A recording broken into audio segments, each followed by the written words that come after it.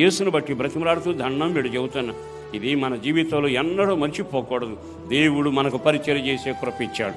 పరిచర్య అంటే చాలామందికి అర్థం కాదు. పరిచర్య అంటే ప్రభువుతో కలిసి చేసే పని. పరిచర్య అంటే మోకాళ్ళ జీవితం. పరిచర్య అంటే సువార్త సేవకులతో నడవడం.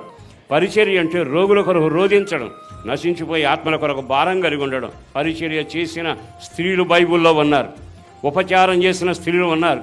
బైబిల్ ఇంకో మాట చెప్పన, పరిచర్య చేసిన వాళ్ళు అపొస్తలుల కార్యం మీరు చదివితే అననీయ సఫీరా వాళ్ళ ఆస్తి అంతా అమ్మి తీసుకొచ్చి ఎక్కడ పెట్టారు చెప్పండి మీరు. ఆ తర్వాత అదే అధ్యాయంలో కొంచెం పై వాక్యంలో బర్నబా అని అతను ఉన్నాడు, తన పొలం ఉన్నవాడంట అంతా అమ్మి తీసుకొచ్చి ఎక్కడ పెట్టాడు చదవాలి వాక్యం.